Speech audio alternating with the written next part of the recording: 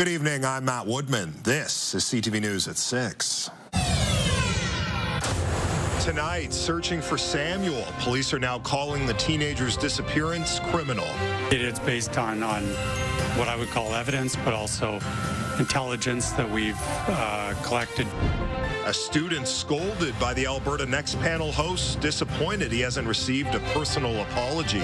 The moderator made some unacceptable comments towards me, which I find very deplorable. And giddy up. The Canadian Finals Rodeo is just getting started in Edmonton. You'll have things like bull riding, saddle bronc, bareback. Sunny skies tomorrow with temperatures again in the mid to upper teens, but change is on the way for the weekend.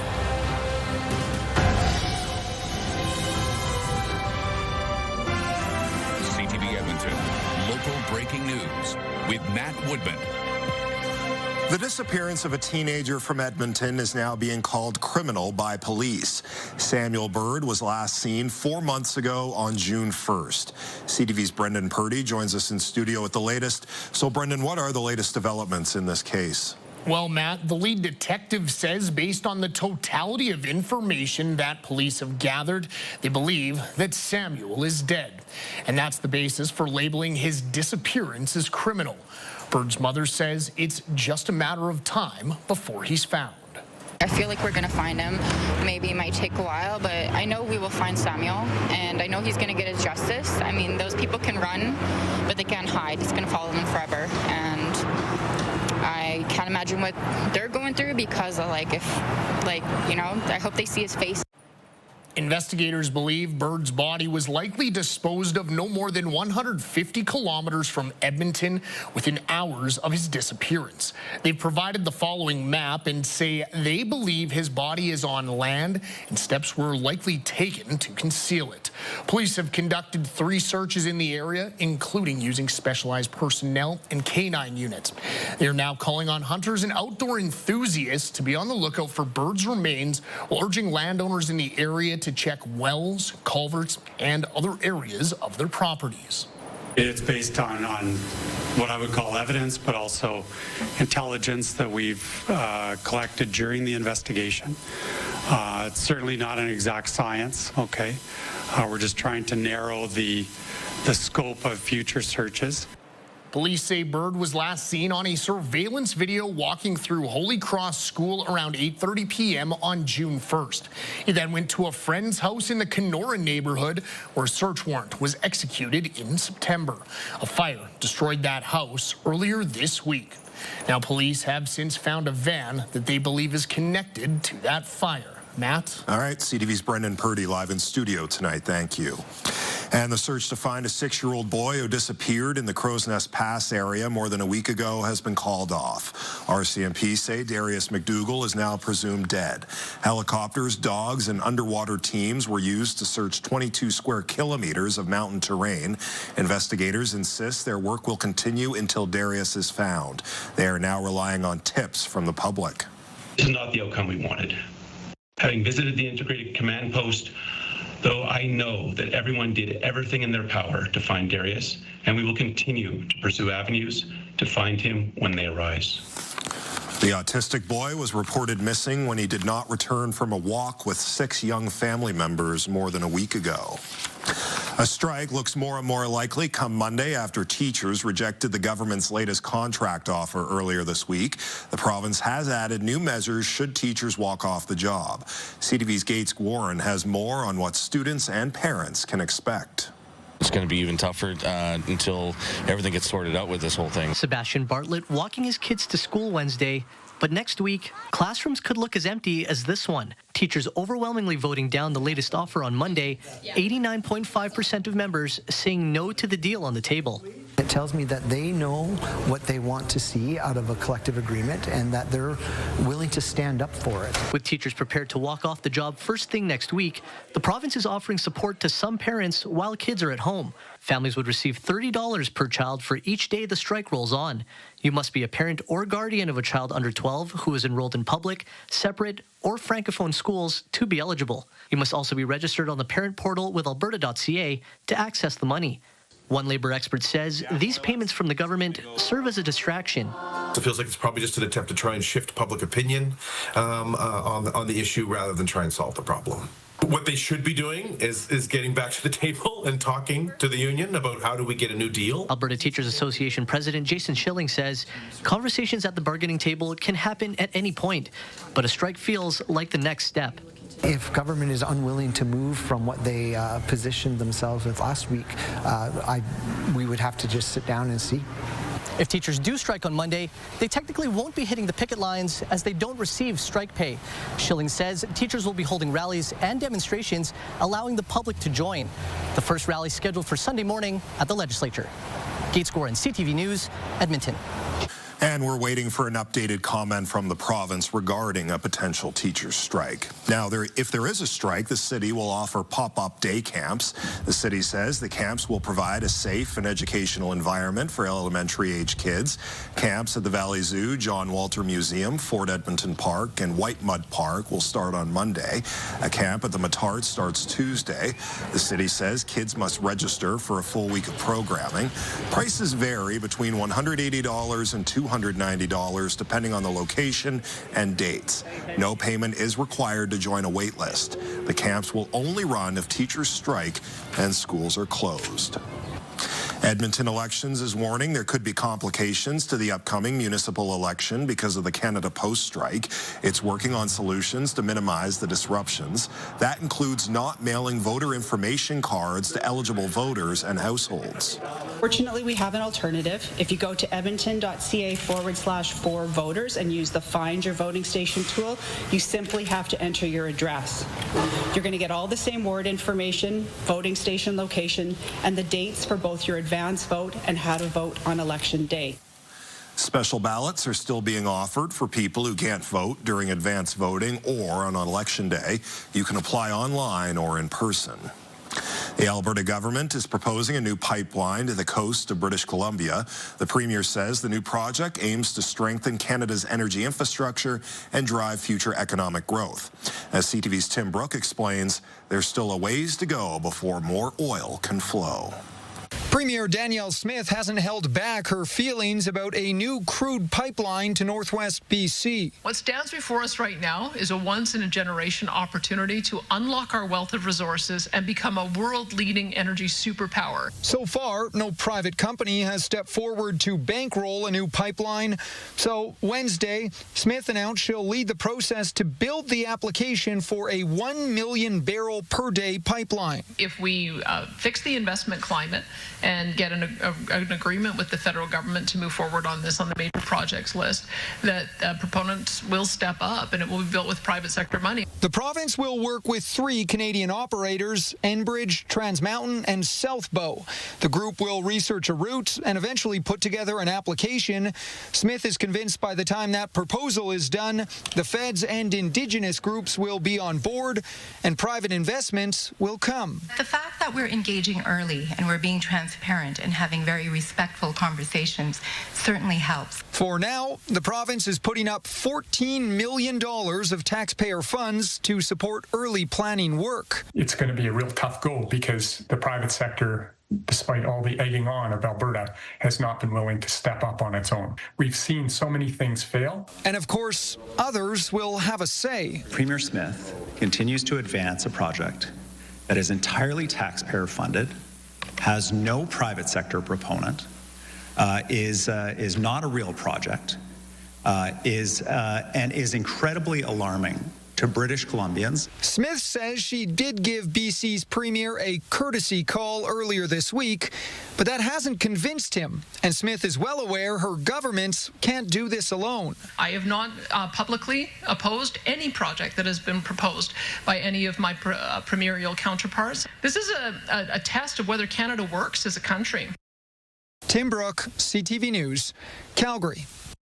And Smith says consultation work has already begun, and she wants to get this to Ottawa in time to make the next major projects list. CTV News has reached out to the Prime Minister's office on this proposal, and we're waiting for a response. A high school student in Calgary says comments directed at him during an Alberta Next town hall earlier this week were inappropriate. The executive director of the UCP suggested the student needed to be spanked after the teen was cut off mid-question. CTV's Terry Fikowski has more on the teen's concerns and calls for change. Evan Lee is a high school student in Calgary and worried about the impacts a looming teacher strike will have on him and his peers. We are especially impacted by it, including things like diplomas, and then we also have to do university applications. The 17-year-old took his concerns to the Alberta Next town hall panel Monday in Calgary, but his microphone was cut off mid-question. Why is the government handing out I applaud you coming here to speak. I don't applaud how you're trying to speak. It's not making any sense. But it's a comment from moderator and the executive director of the Premier's office, Bruce McAllister, that sparked boos from the crowd. Your parents should turn you over your knee. Let's go over here. That's rude.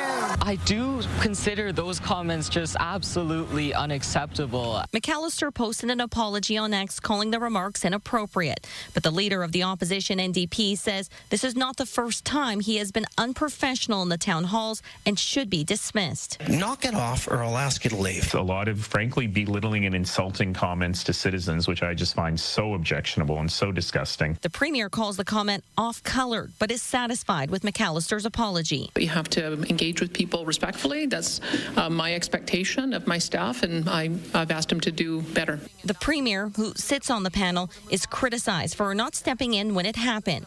And Lee is disappointed McAllister has not reached out to him directly. He decided to censor free speech, which I thought was extremely shocking and should not happen in Canada. One political scientist believes what happened reflects poorly on the Alberta Next Town Hall initiative. These town halls are designed to support the government. They're not really designed to tap into public opinion or to allow people to speak their mind. But Lee is hopeful what happened to him will spark change and encourage other young Albertans to get engaged. Ignoring today's issues that we youth face is alienating tomorrow's electorate. Terry Fikowski, CTV News, Calgary. Grab your denim and your cowboy boots. The Canadian Finals Rodeo rides into Edmonton. The 4-day event is bringing some of the top rodeo talent to our city. CTV's Miriam Valdez-Garletti is in Ice District tonight for the CFR kickoff tailgate party. Miriam, you're dressed for the part. Looks like you're ready for the part as well. How's the party down there so far? It's going great, Matt. This is my very first rodeo, so of course I had to get onto a mechanical bull. And this is a one-stop shop for everything Western. There's a ton going on here at the party. There is a tattoo parlor, there is a mullet station, and live music. And to keep things exciting, the CFR has brought in a new sport this year for the rodeo. This maneuver is called ranch sorting. Two riders on horseback work in teams to move cattle from one pen to another, working against the clock. It is actually quite difficult to do, but it's a great sport for beginners to start because there's different levels and you can start at whatever level you're comfortable with. Robert Bruno is here from Manitoba. It's his first time competing at the Canadian Finals Rodeo. So to be able to come to the biggest sorting and to be part of this CFR and compete at this level is phenomenal. It's a milestone. It's definitely was on the bucket list. The national competition brings in some of the best rodeo talent across Canada. Sometimes they're doing 2 rodeos on the same weekend just to try and make sure they get enough points to make it to Edmonton. The main action will be inside Rogers Place. You'll have things like bull riding, saddle bronc, bareback.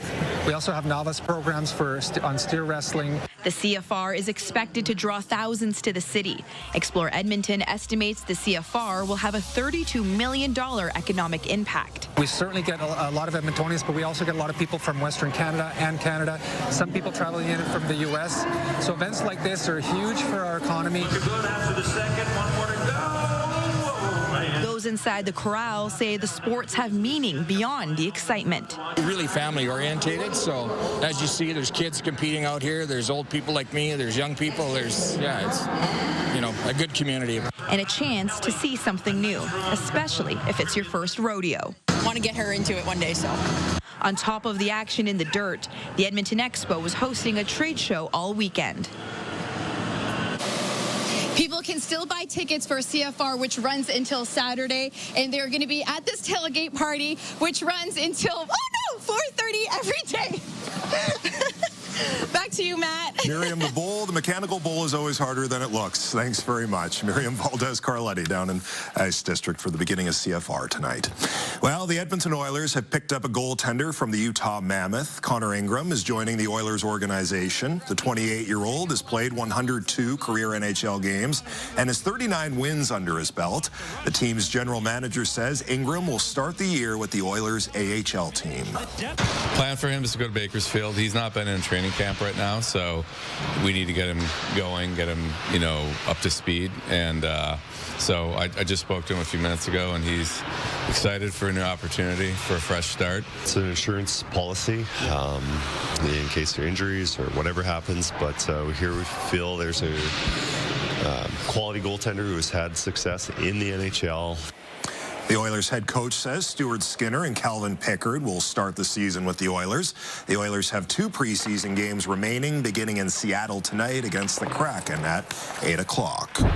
And the Oilers are hosting a pair of parties in Fan Park once the NHL regular season begins.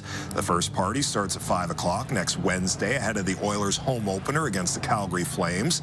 The second tailgate is Saturday, October 11th, before the Vancouver Canucks visit Rogers Place. Both pregame parties include music, food, drinks, and an autograph session with Oilers alumni. Admission is free, and anyone can attend, whether you have a game ticket or not. We'll have to wait and see, Josh, if you're going to need more than just a jersey to attend one of those tailgate parties next week. Weather's been warm to start October anyway. Yeah, not bad today, and it looks like it'll be nice and warm again tomorrow and Friday. There are some changes on the way, as we talked about right off the top of the newscast. We'll get to your 10-day forecast in a couple of minutes, but right now, 16 degrees downtown Edmonton. You got some 14s off to the north and east of the city. Stony Plain has cooled to 13. So we've got some thicker cloud cover and some showers rolling in from the west. Started the day at 8 degrees, 5 degrees warmer than average, and we ended today with a high of 17. 3 degrees warmer than average. You can see we've had some showers in northeastern Alberta and up in the Peace Country, and a cluster of thunderstorms off to the south and west of the city. A little October lightning. And just west of the city, you can see in the Stony Plain region, we do have some thunderstorms rolling through. Those look like they'll graze parts of the west and south ends of the city of Edmonton.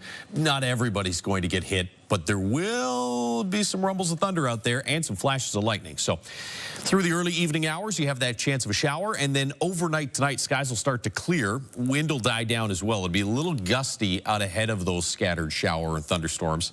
And then overnight, calms right down. 5 degrees to start tomorrow, and then sunny with a few clouds and up to about 18 with light wind tomorrow afternoon. Take a look at the next 10 days. We're warm for tomorrow and Friday, but then right back to around average with highs in the 12 or 13 degree range this coming weekend. Another warm up early to middle part of next week, followed by another cool down. Some roller coaster temperatures here through the next week and a half. Closer look at all that in just a few minutes. All right, Josh, thank you. Coming up next on CTV News, the weakest wage. We went from having the highest minimum wage to the lowest minimum wage. A new push for Alberta to increase its minimum wage.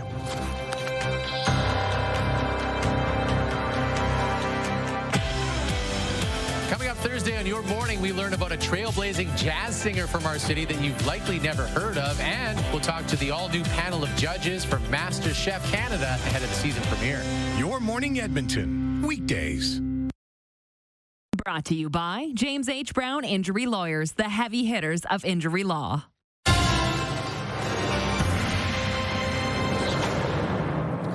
As of today, Alberta has the lowest minimum wage in the country after 5 provinces bumped up their pay requirements. CTV's Tyler Barrow has more. Rent, groceries, and other basic necessities can add up, especially when you earn $15 an hour. Michael Haile-Mariam cleans rooms in a senior center. You need to help your family for that, nothing to save. On Wednesday, Ontario, Manitoba, Saskatchewan, Nova Scotia, and Prince Edward Island increased their minimum wage. Saskatchewan was previously tied with Alberta at $15 an hour, shifting to $15.35. Alberta now has the lowest minimum wage in Canada. One economics professor points to the annual salary a minimum wage worker could expect to make. You can't live in Edmonton or Calgary, let alone Lethbridge, Medicine Hat, Fort McMurray, on $30,000 a year. So we went from having the highest minimum wage to the lowest minimum wage. Alberta has not increased its $15 an hour minimum wage since 2018. According to Lander, the cost of living has increased by over 25% since then. Those provinces that increased their minimum wage tied it to Canada's steadily growing consumer price index, an indicator of inflation. Other provinces who have the same economic problems seem to have no issue with increasing their minimum wage. And it's not just a left-right thing. There are conservative governments in this country that are increasing it as well. In reaction to the province having the lowest minimum wage, Premier Danielle Smith points to Alberta having the highest youth unemployment, which according to an August Labour Force survey sits at 17%. Until we can make some progress on reducing youth unemployment, we have to make sure that the wage rate is not going to be a deterrent to that. An argument the Alberta Federation of Labour disputes. This is nothing short of a wage suppression strategy from the UCP. It has launched a campaign calling on the province to bump the minimum wage to $20 an hour, a wage that would make life more affordable for workers like Hila Merriam. Minimum wage is very low for every people, you know. Big challenge, you know, to live. Tyler Barrows, CTV News, Calgary. The province is highlighting the role foster and kinship caregivers play in providing homes for kids in need. A flag was raised on the legislature grounds today in honor of Foster and Kinship Caregiver Month. There needs to be an acknowledgement of the way this type of work impacts the caregiver. And not just the caregiver themselves, but their entire family. And supports to support caregivers as they go through the process. The province says Alberta has 2,100 kinship caregivers and 1,400 foster caregivers. It says the demand for more is high. When we return, community cover-up. It's important to me to be a part of the community and do what I can to make it right. A local man replacing neighborhood graffiti with works of art. Some scattered showers and even a few thunderstorms in the Edmonton area early this evening. Back to sunshine for tomorrow, though. We'll look at your forecast right after the break. Programming brought to you by Century Casino. 3 great locations: Edmonton, St. Albert, and Century Mile. Programming brought to you by James H. Brown Injury Lawyers, the heavy hitters of injury law.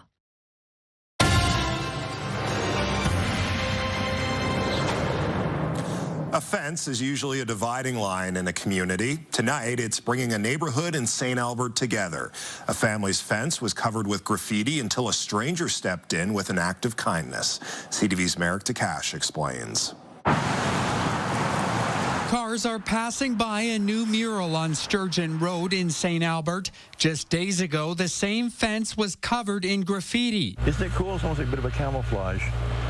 But that's something subtle, something, a little more natural looking, I think, as well. Robert Murray saw a post on Facebook about the fence being vandalized. He decided to offer a helping hand. I offered to cover over the graffiti with a mural at no charge. Because this is my home. I live in St. Albert, and it's important to me to be a part of the community and do what I can to make it right. Kevin Nansen and his family own the fence. They're thankful for his help. It was awesome. It didn't take him very long, and he did a great job, so we really, really loved it. The painting was a collaboration between Murray and the Nansen family. I spoke with the homeowner, and I sent some pictures to her and said, you choose what you think is appropriate for your fence, and she chose a fall setting. Murray says he painted the mural as a gesture of payback to the same community that's done so much for him. It makes a big difference in the community, for sure. You see something that doesn't quite look right, then somebody comes up and helps you clean it up. It's a fantastic thing. A painting the Nansen family and their neighbors will get to enjoy over the winter. Merrick DeCash, CTV News, St. Albert. Josh, I'm hoping you're going to paint a pretty picture in the forecast here. Something tells me you will. It's still relatively warm out there, given it's October 1st. Yeah, just not quite as warm as September. Take a look at this. It was the warmest September on record in the city of Edmonton when you combine daytime highs and morning lows. We had the most 20-degree days of any September. We had, tied for the most 25-degree days of any September. And it was the driest September in the 2000s, a hot and dry month. But things are changing now. including in the short term with some showers and thunderstorms in the forecast for parts of the city. And some rain in the Edmonton area as well last night and through the overnight period. River Valley Skycam is brought to you by Action Furnace. Fixed right, it's free. We're at 16 degrees in downtown Edmonton. Here's a nice picture for you. Those are the grade 5s at St. Catherine. I was out there doing a little reading with the grade 5s today. So big shout out to a great group of kids out there. 11 degrees in Fort McMurray, 12 in Grand Prairie for a daytime high today. We got 17 here in the city. Look at Red Deer hit 21. Coronation up to 20 degrees. It's a big cool down for east central and northeastern Alberta. 7 or 8 degrees cooler than it was yesterday afternoon. Here in Edmonton, we're actually up a degree, and Red Deer's up 6 degrees from yesterday. There's your scattered showers in the northeast. Starting to break down now. You've got some showers as well north of Grand Prairie. This is where all the action is, though, south and west of the Edmonton area. And you can see there's one little thunderstorm cell that has passed through the Stony Plain region. Looks like this will probably just kind of graze the southwest corner of the city. This one here has a better chance to affect areas around downtown. St. Albert might even see a little bit of this. For sure, you're going to hear some rumbles of thunder. And then if we back this out a little bit, you can see there is a bit more activity further to the west.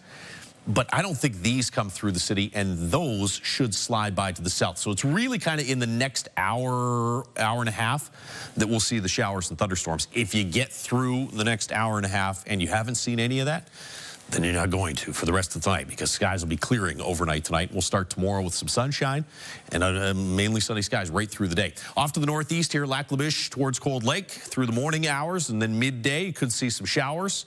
But here in Edmonton, as we said, it's mainly sunny tomorrow, sunny again Friday morning, and then this cloud cover starts to increase late in the day Friday. That's a cold front coming through. Could see some showers Friday evening as the front passes, and then a big drop in temperature for the weekend. 9 degrees in Fort McMurray right now. It's 16 here in Edmonton, 19 in Red Deer, and 12 in Grand Prairie. We'll see temperatures drop to about 5 degrees tomorrow morning. There's your chance of showers, probably before 9 p.m. I think by 9 p.m. that's all out of here, and then clearing overnight. Sunshine, about 18 degrees tomorrow.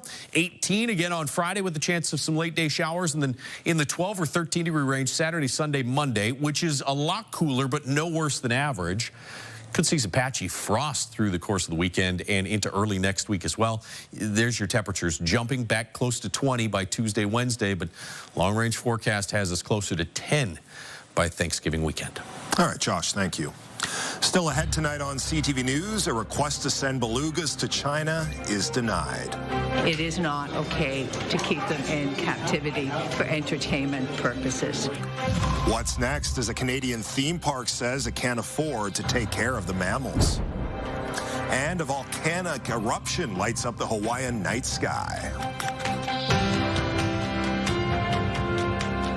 Programming brought to you by Century Casino. 3 great locations: Edmonton, St. Albert, and Century Mile. Systems Edmonton. Contact us today for all things basement-y.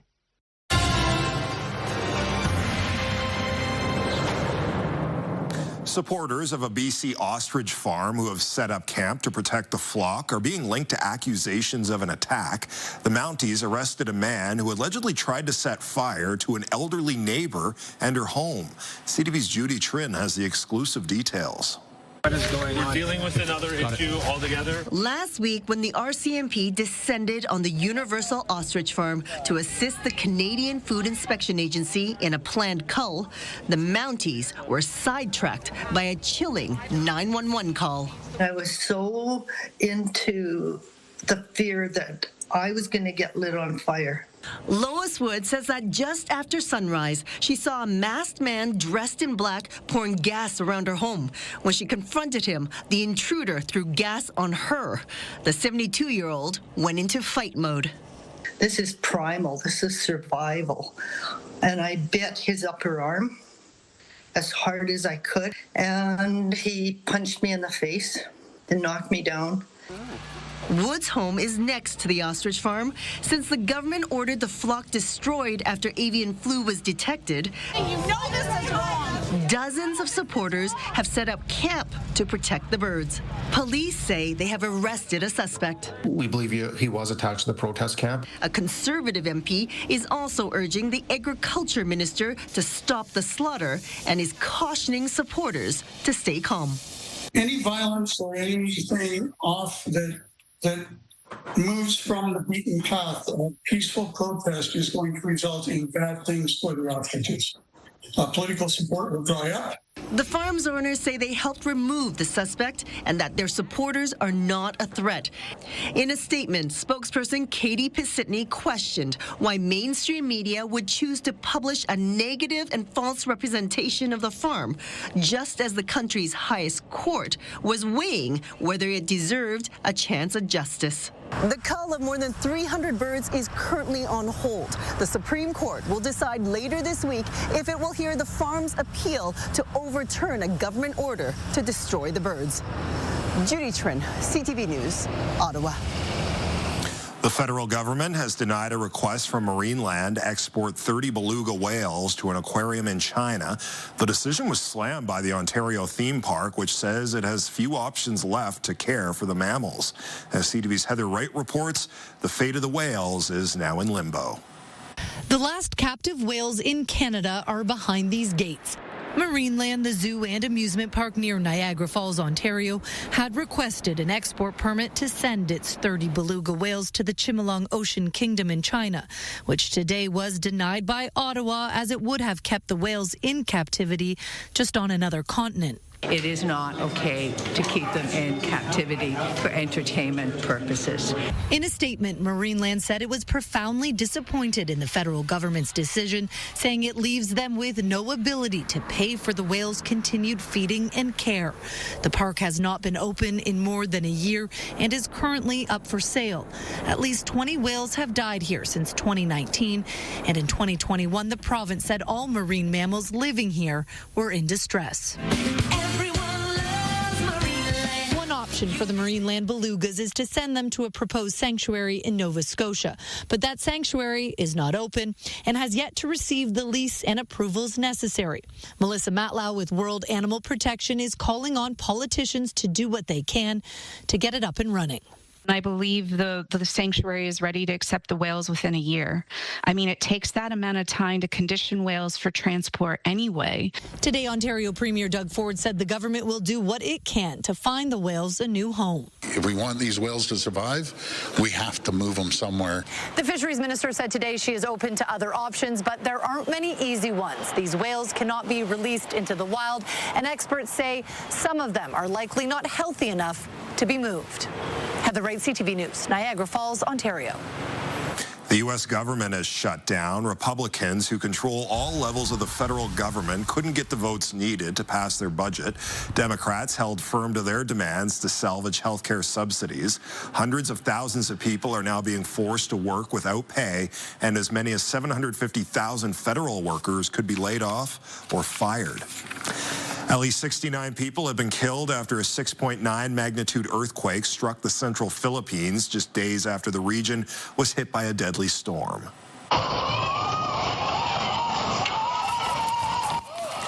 Footage captured when the earthquake hit shows buildings collapsing and roads ripped up. The hardest hit province of Cebu declared a state of emergency as thousands of people spent the night outdoors amid strong aftershocks. Last week, back-to-back typhoons killed more than a dozen people.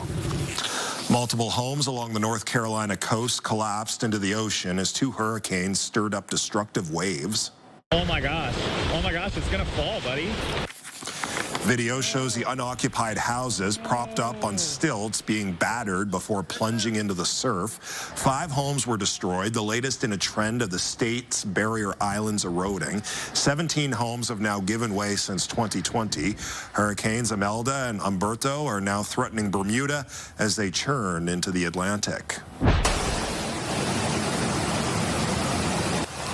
Record-breaking rainfall has flooded Ibiza, triggering a red alert in the popular tourist destination. Authorities in the area say nearly 150 people have been rescued so far. The Spanish military emergency unit has been deployed to help.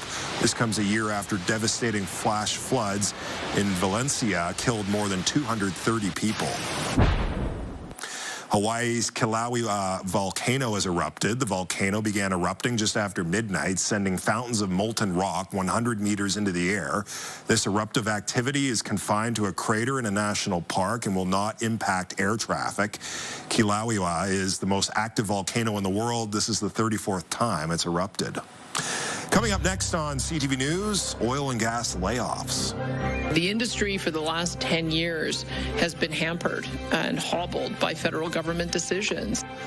The Premier blames Ottawa for incoming staff reductions at an Alberta oil company. Plus, retail return, an updated opening date revealed for a new Zellers location in Edmonton.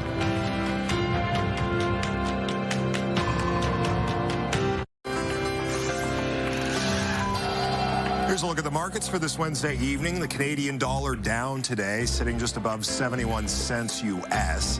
Oil was down as well, 59 cents, closing the day at $61.78 U.S. a barrel. Gold increased by $24.30. The TSX closed higher, up 84 points, while the Dow Jones gained 43 points. Calgary-based Imperial Oil says it will lay off roughly 20% of its workforce by 2027. The Premier calls this move disappointing and says it reinforces the need to build more pipelines. Imperial says the cuts are part of a broader restructuring plan and will save the company about $150 million a year. Imperial Oil says it has reached a tentative agreement to sell its multi-building office complex in Calgary and lease back the space it will still need. Based on employee numbers from the end of last year, the layoffs will impact about 1,000 jobs. Premier Smith blames Ottawa. The industry for the last 10 years has been hampered and hobbled by federal government decisions. And if we can realize the aspiration of building our pipelines north, south, east, and west, doubling our production, then there's a lot of opportunity for people to be able to get reemployed in this sector. Federal Energy Minister Tim Hodgson also calls the restructuring deeply disappointing. He says his mission is to make sure companies like Imperial stay prosperous as the government works to make Canada an energy superpower. A highly anticipated Zellers opening in Edmonton will now happen October 30th. Signs showing the new opening date have been posted outside the old Hudson's Bay retail space in Londonderry Mall. Zellers was originally scheduled to open at the end of August. It was then delayed until Labor Day. On the holiday Monday, mall security had to clear a line of people waiting when it became clear the store opening was delayed once again. A filing made with the federal government shows Hudson's Bay transferred Zellers trademarks to a defunct Quebec retailer owned by a family that has run Bombay, Bowring, Fairweather, and International Clothers. The president of Rural Municipalities of Alberta says she hopes to have a seat at the table when it comes to a new mandate for the Minister of Municipal Affairs. A letter from the Premier asks for a review of municipal spending decisions, municipal government pay, and finding ways to limit annual property tax increases. Municipal Affairs Minister Dan Williams says he hopes for more transparency around how much officials are paid. In addition to limiting property tax increases, he's also hoping to find ways to counteract special taxes on second homes with the goal of keeping Alberta a low-tax jurisdiction. The Alberta Rural Municipalities president says she is concerned about the future autonomy of municipal governments. Quite frankly, we had been saying from the beginning, if this is something that the province is going to legislate and mandate from the municipalities, they need to be willing to step up and A, cover the cost, and B, also be able to provide some third-party help with this. She says until further details are released, it's hard for municipalities to determine a path forward. She hopes to be able to sit down with the minister soon to discuss the intentions of the letter and get more of those details. During the National Day for Truth and Reconciliation, people gathered to honor the victims of residential schools at the Sacred Heart Church of the First Peoples.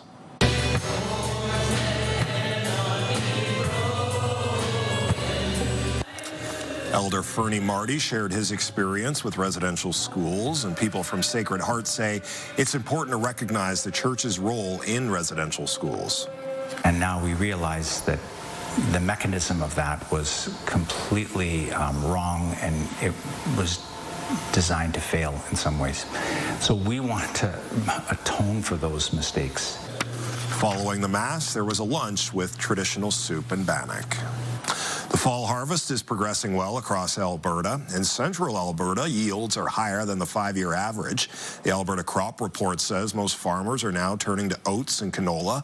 Current estimates show all combined crop yields are 66% higher than the 5-year average. 99% of red spring wheat and dry peas, 55% of oats, and 100% of durum wheat should grade in the top 2 categories. Canola is estimated to have a 98% grading as Canada's #1. When we return, remembering the legacy of Jane Goodall. I talked about them having personalities. I talked about them having minds and being able to have rational thoughts and emotions. More on how the researcher changed the way we viewed wildlife around the world. Programming brought to you by Southview Acura. For family-owned, award-winning excellence, Southview Acura, where luxury meets reality.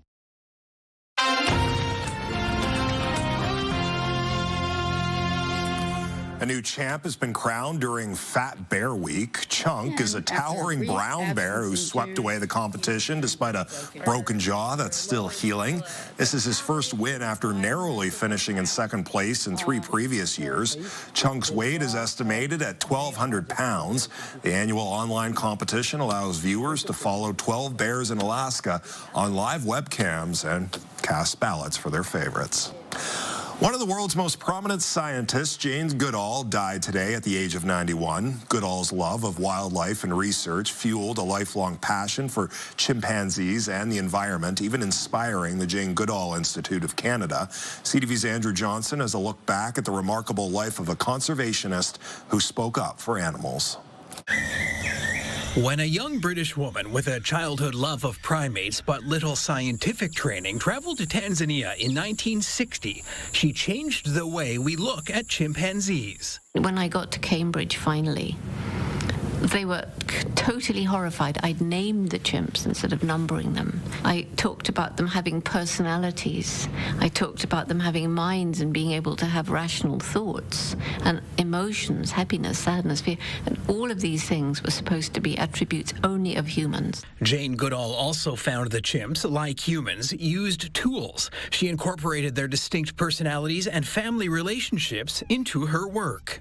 Being out in the wild, you know, back when I dreamed of it, there was nobody doing anything like that. Goodall considered it her lifelong quest to protect the planet. We've got a window of time, I believe, to start slowing down climate change, loss of biodiversity, to alleviate poverty, to bring to an end the terrible industrial farming, especially of animals, to try and persuade the very wealthy to be a little more considerate of the future. Goodall married twice and had 1 son. In 2003, she was appointed a Dame of the British Empire, and she received the U.S. Presidential Medal of Freedom in 2025. I want to be remembered for having helped people to understand the true nature of animals, that they do matter as individuals. Well into old age, Goodall was on the road hundreds of days a year, speaking up for animals and the environment,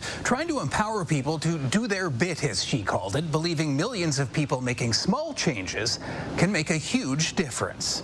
Andrew Johnson, CTV News, Vancouver.